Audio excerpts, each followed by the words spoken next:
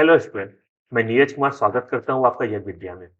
आज मैं आपके सामने किसी भी सेगमेंट पे चर्चा करने के लिए नहीं आया हूँ, ना ही प्रीवियस ईयर क्वेश्चन या किसी टेस्ट सीरीज के डिस्कशन के लिए आया हूँ। आज मैं आया हूँ आपके सामने सुबह में जो ट्वीट आया है अध्यक्ष महोदय जी का, उसके बाद जो बच्चों के मन में एक आशंका की स्थिति आ गई है, उस पर बात करने के लिए। देखिए, सुबह सुबह दो बदलाव के संकेत क्या कंफर्म हो चुका है कि दो बदलाव इस साल बीपीएससी प्री में होने वाला है। क्या है बदलाव? एक बदलाव है नेगेटिव मार्किंग को लेके, दूसरा बदलाव है 5 ऑप्शन जो होता था उसमें चेंज को लेके। क्या दोनों बदलाव है? आइए हम लोग देखते हैं और संक्षिप्त में आपको सारे चीज़ को बताते हैं। और ये भी मैं बताऊँगा कि इसके आने के बावजूद भी घबराने की ज़रूरत नहीं है, लेकिन हम लोग की स्ट्रेटजी को थोड़ा-सा परिवर्तन करने की आवश्यकता है। क्या है परिवर्तन? किस तरह से आप लोग सफल हो सकेंगे इस बार प्री के एग्ज़ाम में? हम लोग आइए करते हैं। देखिए, सबसे पहले मॉर्निंग में आप लोग को बहुत सारे बच्चे को सुबह-सुबह फॉरवर्डेड मैसेज आया होगा। मैसेज में ये आपको ट्वीट नज़र आएगा। ट्वीट में क्या है? In integrated B 69 CSC, there will be 4 answer option with 1/3 negative marking. 1/3 negative marking है इस बार 69 जो बिहार कंबाइंड एग्जाम हो रहा है उसके लिए, और 4 आंसर ऑप्शन है। ये 2 संकेत दिए हैं बीपीएससी चेयरमैन ने, ठीक है? और ये इस साल से लागू होने वाला है। अब मैं आपको बताता हूँ कि इसमें होगा क्या। देखिए, बीपीएससी का जो क्वेश्चन आप देखेंगे पिछले कई सालों से, तो मुख्यतः 3 तरह के पीटी का क्वेश्चन आता था। एक तरह का पहले वो बताता हूँ, फिर अब क्या चेंज होने वाला है वो बताता हूँ। देखिए, 59th बीपीएससी तक, शुरू से लेके 59th बीपीएससी तक प्री में जो क्वेश्चन का फॉर्मेट होता था, वो होता था इस तरह से ए, बी, सी और डी। नॉर्मल जो आईएएस का एग्जाम में होता है या दूसरा स्टेट सिविल सर्विस में होता है, उसी तरह का ही ऑप्शन होता था ए, बी, सी, डी। ये था 59th बीपीएससी का प्री जब तक होता था तब तक ये ऑप्शन था, ये फॉर्मेट था प्री के एग्जाम के लिए। फिर 60वीं बीपीएससी से चेंज किया गया प्री के एग्जाम में तरीका, पीटी के क्वेश्चन को पूछने का। वो क्या किया गया, इसमें 4 की जगह पे ये 5 ऑप्शन दिया गया, पांचवा ऑप्शन ऐड किया गया। वो ऑप्शन था उपयुक्त में से कोई नहीं, उपयुक्त में से एक से अधिक। क्यों किया गया? क्योंकि बहुत बार बीपीएससी क्वेश्चन गलत रहता था, उसके बाद काफी मुश्किल हो जाता था, इसलिए ऑप्शन दे दिया गया जिससे कि शंका अगर कुछ हो जाए बच्चों के मन में, अगर ये लगे कि 4 में से कोई ऑप्शन नहीं है, तो वो ई ऑफ दे सकता है, या अगर ये लगे कि एक से ज्यादा है तब भी ई दे सकता है। ये स्थिति था 60 से 67वीं तक।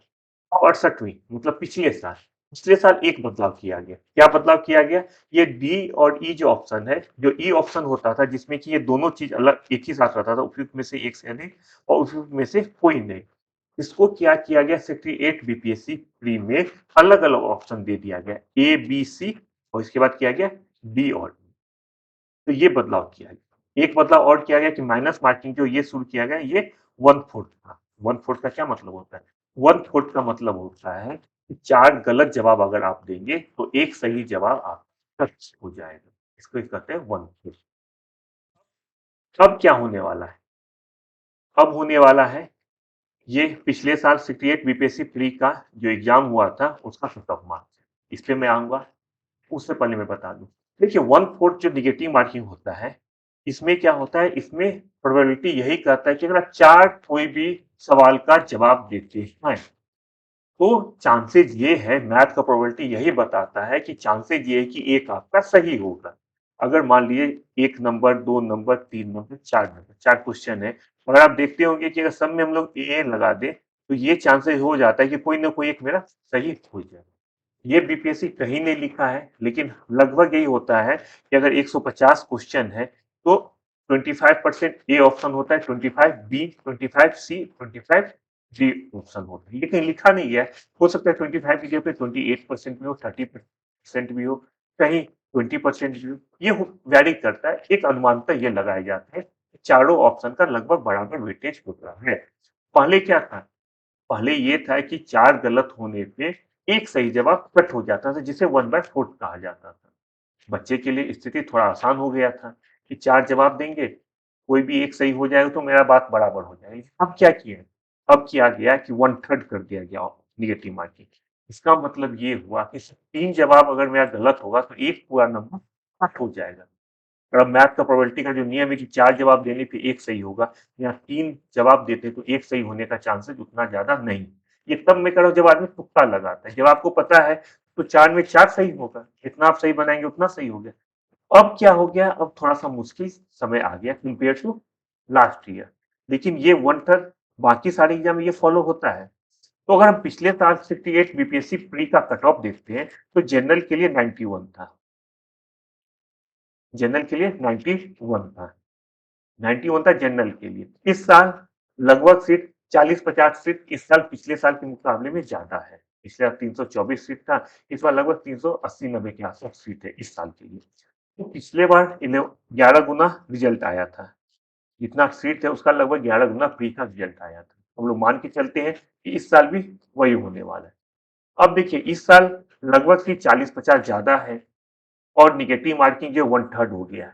तो इस केस में जो 91 कट ऑफ आपका है, इसमें हम लोगों को बहुत ध्यान से अब देख के चलना होगा। जो बच्चे पढ़ रहे हैं, उसके लिए तो सोचिए सुनहरा मौका है। जो बच्चे लगातार टेस्ट सीरीज़ दे रहे हैं, अपना बुक पढ़ रहे हैं, उसके लिए तो सोचिए इससे अच्छा कुछ नहीं हो सकता है। क्योंकि नेगेटिव मार्क में फ़ायदा हमेशा जो कम पढ़ रहे हैं या जो अपेक्षाकृत कम पढ़ रहे हैं, उनको ज़्यादा हो। जो लगातार पढ़ रहे हैं, उनके लिए तो जितना नेगेटिव मार्किंग होगा उतना फ़ायदा होगा। क्योंकि सीट तो वही है। अगर पीटी में एग्ज़ाम्पल दे रहा हूँ, अगर पीटी में बीपीएससी 4000 सीट रिजल्ट देने वाला है, तो चाहे 1/3 नेगेटिव हो, 1/4 नेगेटिव हो या हाफ नेगेटिव हो, रिजल्ट तो 4000 ही आएगा। पीटी का रिजल्ट 4000 बच्चों का ही आएगा। फायदा किसको होगा? फायदा हमेशा होता है जो बच्चे लगातार पढ़ाई कर रहे हैं, उनको फायदा होता है। जो टेस्ट सीरीज लगातार दे रहे हैं, क्यों? उनको लगभग आदत हो जाता है एग्जाम को टैकल कैसे करना है उस चीज से। लेकिन जो बच्चे किसी भी कारणवश या तो अभी पढ़ाई शुरू किए हैं अभी या किसी भी कारणवश कुछ गैप हो गया, उनको थोड़ा-सा मुश्किल हो जाता है। या 1/4 आता तो तुक्का लग जाता है, लेकिन अब हम लोग को बहुत ध्यान से देखना होगा, अगर आप लोग इस साल बीपीएससी परीक्षा क्लियर करना चाहते हैं।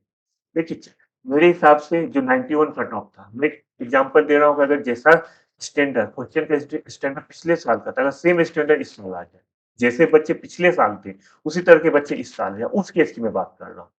अगर मान लीजिए क्वेश्चन बहुत आसान हो जाता है, बहुत बच्चा वाला आ जाता है, तो 91 क्या 1/3 हो गया, तब भी 100 के आसपास कट ऑफ हो जाएगा। लेकिन मैं बात करूंगा कि जो स्टैंडर्ड पिछले बार का था, 68 बीपीएससी का था, अगर उसी स्टैंडर्ड का इस साल आता है, बच्चे भी लगभग उसी तरह के रहते हैं, तो मान के लिए कि 91 की जगह पे 2-3 नंबर कम हो जाए, मतलब 88 के आसपास निगेटिव कट ऑफ जनरल के लिए हो जाएगा, मान के चलिए। लेकिन हर साल एग्जाम पिछले साल से टफ होता है, हर साल बच्चे जो है लास्ट ईयर से ज़्यादा मेहनत करके आते हैं, कुछ नए बच्चे रहते हैं। तो मैं तो अभी भी आप लोगों को सजेस्ट करूँगा कि जो 91 कट ऑफ था, उसी के आस-पास आप लोग मान के चलिए कि 91, 92 यही आएगा। अगर आप लोग चाहते हैं कि बिल्कुल अपना तैयारी ठीक-ठाक कर लें। लेकिन जो मैथ का कैलकुलेशन बताता है, वो ये बताता है कि अगर पिछले साल जैसा इस एग्ज़ाम इस साल हो जाए, स्टैंडर्ड भी वही हो, तो पीएच में जनरल का क्लियर हो जाना चाहिए। बाकी जो कैटेगरी है, वो भी उसी हिसाब में कम-ज़्यादा हो जाएगा। 91 से 3 नंबर कम हो जा रहा है, तो जो महिलाएँ हैं, उनका भी 3 नंबर 81 हो जाना चाहिए। तो अब हम लोग क्या करेंगे? बस यही करना है कि बिल्कुल हम लोग जिसमें कन्फर्म हो। अब एग्ज़ाम में देखिए जब हम लोग सवाल का जवाब देते हैं, कोई भी बच्चा हो, ऐसा नहीं कि सारा 150 क्वेश्चन को हर बच्चा जानता है। बिल्कुल किसी भी एग्ज़ाम में ऐसा नहीं होता है, ना ही कोई स्टूडेंट होता है जो प्री के एग्ज़ाम में खासकर सारा सवाल जानता है, बिहार या यूपी या आईएएस के एग्ज़ाम में। बिल्कुल नहीं ऐसा होता है। तो हम लोग को क्या करना है कि पहले आप लोग जितने भी बच्चे जितना क्वेश्चन आप लोग को लगता है कि 100% आता है। 100% कैसे आप मान के चलते हैं कि 100% आता है। अब मैं पूछ दूँ कि भारत कब आज़ाद हुआ? आप लोग में से सारे बच्चे जानते हैं 1947 100% इसको कहते हैं जिसमें कोई भी शंका कहीं भी ना हो। इसे कहते हैं 100%। तो हम लोग पहले सबसे पहले जिसमें 100% से हो लोग उसको हम लोग फिक्स करेंगे, ठीक है? मान के मैं चलता हूँ कि अगर 150 क्वेश्चन है, तो ये तो मैं मान के चलता हूँ कि जो बच्चे लगातार पढ़ रहे हैं, वो 50 क्वेश्चन तो वो 100% जानते होंगे, 50 क्वेश्चन बिल्कुल उनसे सही होने वाला है। तो पहले हम लोग 50 क्वेश्चन कर लेंगे, फिर जो रिमेनिंग 100 क्वेश्चन होता है, रिमेनिंग 100 क्वेश्चन में हम लोग सेकंड बार जब हम लोग आंसर देने आते हैं, उस समय हम लोग स्ट्रेटजी बनाते हैं कि अब क्या है? अब ये होता है कि 50 क्वेश्चन तो हम लोग बिल्कुल जानते हैं। फिर ऐसा आता है कि लगभग कुछ क्वेश्चन में 50-50 का माजरा हो जाता है। मेरा सलाह ये है कि जिसमें 50-50 का माजरा है, बिल्कुल वो भी आप आँख बंद करके बनाइए। जिसमें 50-50 ध्यान से मैं बोलिए, जिसमें आपको लग रहा है कि कोई भी 2 ऑप्शन में कोई भी एक सही हो सकता है, उसमें पूरा आप अटेम्प्ट लीजिए, ठीक है? और ऐसा क्वेश्चन हो सकता है कि आपके पास ऐसा क्वेश्चन भी लगभग 50 क्वेश्चन 40 से 50 के बीच में ऐसा होगा, जिसमें आपको 2 ऑप्शन में कन्फ्यूजन हो रहा है, ठीक है? अगर मान के मैं चलता हूँ कि 2 क्वेश्चन ऐसा है, जिसमें कि आपको अ कन्फ्यूजन हो रहा है तो 50 क्वेश्चन अगर इस तरह के जिसमें कन्फ्यूजन हो रहा है, इसका मतलब है कि 25 क्वेश्चन आप बनाते हैं प्लस 1/3 के हिसाब से कुछ क्वेश्चन माइनस हो जाता है। तो पहले इस 50 क्वेश्चन जो आप 100% श्योर है, पहले वो बनाएँ, उसके बाद जिसमें 50% श्योर है, आप उसको अटेम्प्ट करें। इस दोनों को अगर ऐड करें तो लगभग 70-72 क्वेश्चन आपका सही हो जाता है। फिर आप जिस जो 1/3 है मतलब जिसमें आपको लगता होगा कि जिसमें 3 ऑप्शन में सही गलत हो रहा है, उसे फिर देखिए, इस साल जब एग्ज़ाम हो रहा है प्री का, तो तुक्का लगाना जब 1/3 हो गया ऑप्शन, तो मैं तो बस यही आपको बोलूँगा कि तुक्का बिल्कुल मत लगाइए। हाँ, तुक्का वो बच्चा लगा सकता है जो कह सकते हैं कि बस एग्ज़ाम के दिन बस अपीयर हो रहा है, उसको खोने को कुछ नहीं है। तो भगवान का नाम लेके, अल्लाह का नाम लेके, जिस भगवान को जहाँ पे उसकी श्रद्धा है, वहाँ पे आप भगवान का नाम लेके लगा दीजिए, जो बिल्कुल नहीं जान रहा है। क्योंकि बीपीएससी में अटेम्प्ट भी नहीं है, इसलिए अगर अटेम्प्ट रहता तो मैं कहता अगर बिल्कुल तैयारी नहीं, तो एग्ज़ाम मत दीजिए। लेकिन बीपीएससी में कोई भी अटेम्प्ट नहीं है, अटेम्प्ट अनलिमिटेड है। एज जनरल के लिए जिस कैटेगरी के लिए एज दिया गया है, उस एज तक बच्चा जितना बार चाहे उतना बार एग्ज़ाम दे सकता है। तो बस वही बच्चा 100% क्वेश्चन अटेम्प्ट कीजिए जो कुछ नहीं पढ़ा हो। लेकिन जो बच्चा बिल्कुल सीरियस स्टूडेंट है, वो बस तैयारी का एग्ज़ाम देते समय इस सब चीज़ का ध्यान रखें, इस बातों का ध्यान रखें कि हमें कितना क्वेश्चन करना है। देखिए 150 आपको प्री के एग्ज़ाम में टॉप नहीं करना है, ये मान के चलिए। प्री के एग्ज़ाम में आपको टॉप नहीं करना है, उसके लिए मेंस और इंटरव्यू है। फ्री में बस उतना कीजिए जितना से आपका सिलेक्शन हो जाए। अगर जिस बच्चे को ये लग रहा है कि मेरा 100 नंबर आने वाला है, मैं खुलेआम बोल रहा हूँ जिसे ये लग रहा है 100 नंबर 102 नंबर तक आपका आने वाला है, ठीक है? वो बिल्कुल रिस्क मत लीजिए। अगर आप 125-30 क्वेश्चन बनाए, आपको लगा है कि 110 क्वेश्चन तो मेरा सही हो रहा है, 125 क्वेश्चन में आपको लग रहा है 110 क्वेश्चन 100% मेरा सही हो रहा है, 100%, तब 125 का 126वां क्वेश्चन आप सोचिए भी मत।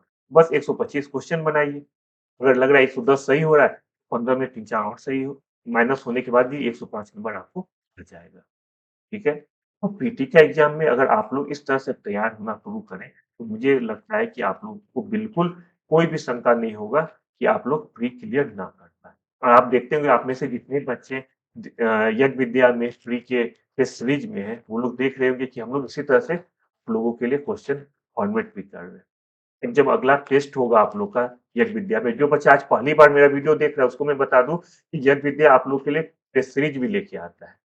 जी हाँ, यज्ञ विद्या आप लोग के लिए टेस्ट सीरीज लेके आता है, जो कि यज्ञ विद्या ऐप को आप गूगल प्ले स्टोर से डाउनलोड करके वो ऐप इंस्टॉल कर सकते हैं और टेस्ट दे सकते हैं।